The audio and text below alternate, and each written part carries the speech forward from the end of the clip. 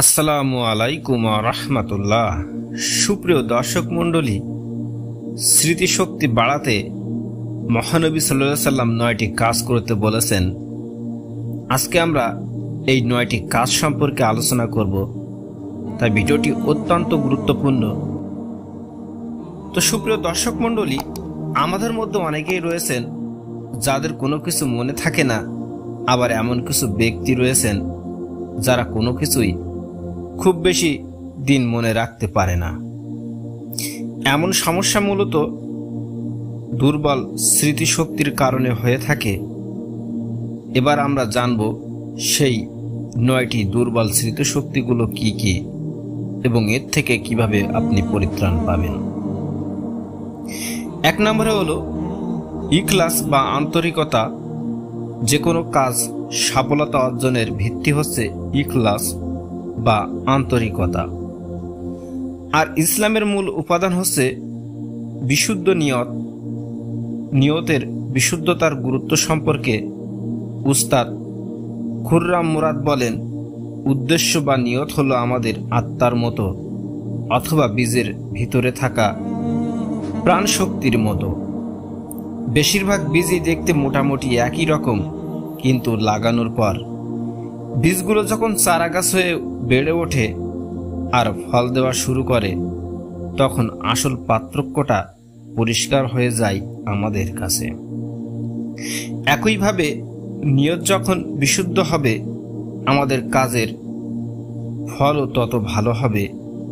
এই প্রসঙ্গে আল্লাহ তাআলা বলেন, তাদেরকে এছাড়া কোনো নির্দেশ করা হয়নি যে তারা খাঁটি মনে একনিষ্ঠভাবে আল্লাহর ইবাদত করবে, নামাজ কায়েম করবে এবং যাকাত দিবে। এটাই সঠিক ধর্ম। সূরা আল বাইনাহা আয়াত সংখ্যা ৫। তাই আমাদের নিয়ত হতে হবে এমন যে আল্লাহ আমাদের স্মৃতিশক্তি যেন একমাত্র ইসলামের কল্যাণের জন্যই বাড়িয়ে দেন। ২য় নম্বর হলো দোয়া ও জিকির করা। আমরা সকলেই জানি আল্লাহর সাহায্য ছাড়া কোনো কাজেই সফলতা অর্জন করা সম্ভব নয়। এজন্য আমাদের উচিত সর্বদা আল্লাহর কাছে দোয়া করা, যাতে তিনি আমাদের স্মৃতিশক্তি বাড়িয়ে দেন এবং কল্যাণকর জ্ঞান দান করেন। এক্ষেত্রে আমরা নিম্নোক্ত ২টি দোয়া পাঠ করতে পারি। হে আমার পালনকর্তা, আমার জ্ঞান বৃদ্ধি করুন। সূরা তোহা আয়াত সংখ্যা ১১৪। তাছাড়া জিকির বা আল্লাহর কারণও স্মৃতিশক্তি বৃদ্ধিতে সহায়তা করে। আল্লাহ সুবহানাহু ওয়া তাআলা বলেন, যখন ভুলে যান তখন আপনার পালনকর্তাকে স্মরণ করুন। সূরা আল কাফা আয়াত সংখ্যা ২৪। আমাদের উচিত জিকির, তাসবিহ, সুবহানাল্লাহ, তাহমিদ, আলহামদুলিল্লাহ, তাহলিল, লা ইলাহা ইল্লাল্লাহ ও তাকবীর, আল্লাহু আকবার এর মাধ্যমে নিয়মিত আল্লাহকে স্মরণ করা। ৩ নম্বরে হলো পাপ থেকে দূরে থাকা। প্রতিনিয়ত পাপ করে যাওয়ার একটি প্রভাব হচ্ছে দুর্বল স্মৃতিশক্তি। পাপের অন্ধকার ও জ্ঞানের আলো কখনো একসাথে থাকতে পারে না। ইমাম আশ-শাফিঈ রাহমাতুল্লাহি বলেন, আমি আমার শাইখ ওয়াকিকে আমার খারাপ স্মৃতিশক্তির ব্যাপারে অভিযোগ করেছিলাম এবং তিনি শিখিয়েছিলেন আমি যেন পাপ কাজ থেকে নিজেকে দূরে রাখি। তিনি বলেন, আল্লাহর জ্ঞান হলো একটি আলো এবং আল্লাহর আলো কোনো পাপাচারীকে দান করা হয় না। আল খাত্তিব আল জামি ২ এবং ৩৮৭ গ্রন্থের বর্ণনা করেন যে ইয়াইয়া বিন ইয়াইয়া বলেন, এক ব্যক্তি মালিক ইবনে আনাসকে প্রশ্ন করেছেন, হে আবুদাল্লাহ, আমার স্মৃতিশক্তিকে শক্তিশালী করে দিতে পারে এমন কি কোনো কিছু আছে কি? তিনি বলেন, যদি কোনো কিছু স্মৃতিকে শক্তিশালী করতে পারে তা হলো পাপ কাজ ছেড়ে দেওয়া। যখন কোনো মানুষ পাপ করে এটা তাকে উদ্বেগ ও দুঃখের দিকে ধাবিত করে। সে তার কৃতকর্মের ব্যাপারে ব্যতিব্যস্ত হয়ে পড়ে, ফলে তার অনুভূতি ভোঁতা হয়ে যায় এবং জ্ঞান অর্জনের মতো কল্যাণকর আমল থেকে সে দূরে সরে পড়ে। তাই আমাদের উচিত পাপ থেকে দূরে থাকার জন্য সর্বোত্তম চেষ্টা করা। 4 নম্বরে হলো বিভিন্ন উপায়ে চেষ্টা করা। একটু গভীরভাবে লক্ষ্য করলে আমরা দেখব যে আমাদের সকলের মুখস্থ করার পদ্ধতি এক নয়। কারো শুয়ে পড়লে তাড়াতাড়ি মুখস্থ হয়, কারো আবার হেঁটে হেঁটে পড়লে তাড়াতাড়ি মুখস্থ হয়। কেউ নীরবে পড়তে ভালোবাসে, কেউ বা আবার আওয়াজ করে পড়ে।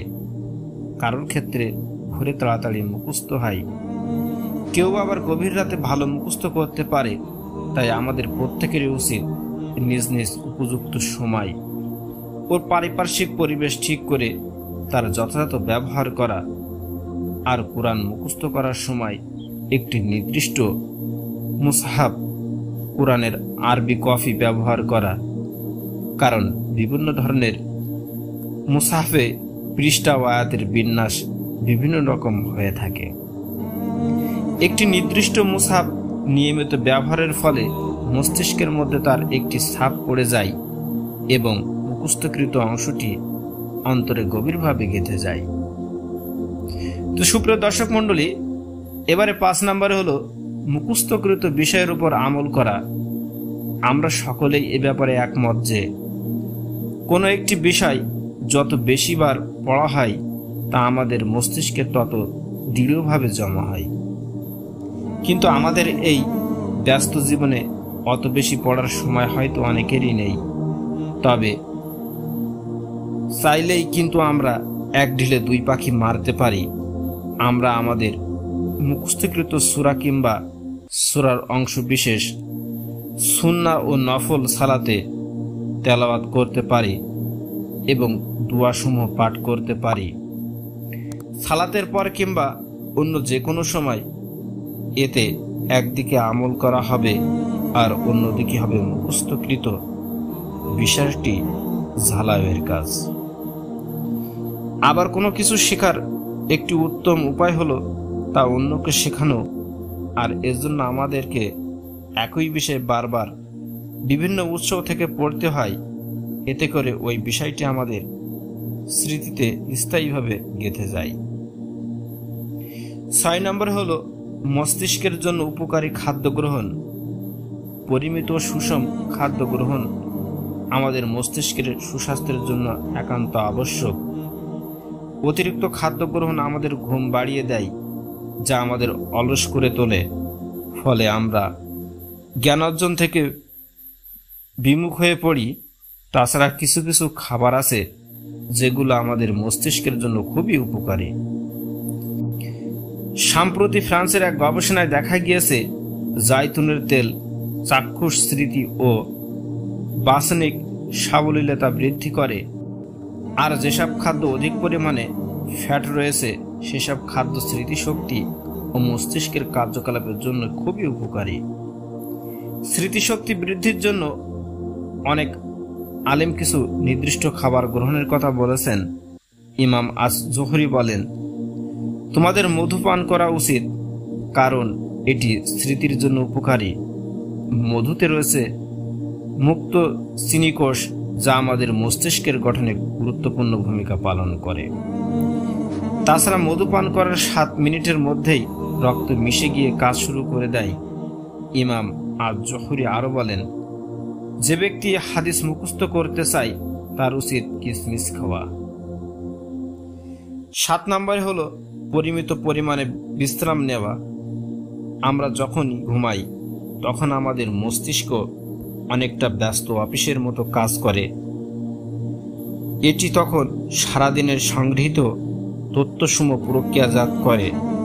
তাছাড়া ঘুম মস্তিষ্ক কোষের পুনর্গঠন ও ক্লান্তি দূর করার জন্য খুবই গুরুত্বপূর্ণ। অন্যদিকে দুপুরে সামান্য ভাত ঘুম আমাদের মন মেজাজ ও অনুভূতিকে চাঙ্গা রাখে। এটি একটি সুন্নাহও বটে।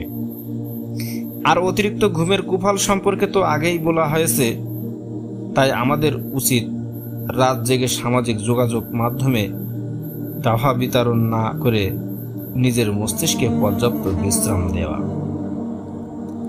8 নম্বর হলো জীবনের অপ্রয়োজনীয় ব্যাপারসমূহ ত্যাগ করা।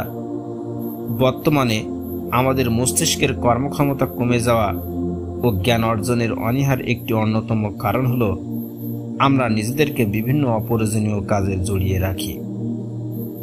ফলে কোনো কাজেই আমরা গভীর মনোযোগের সাথে করতে পারি না।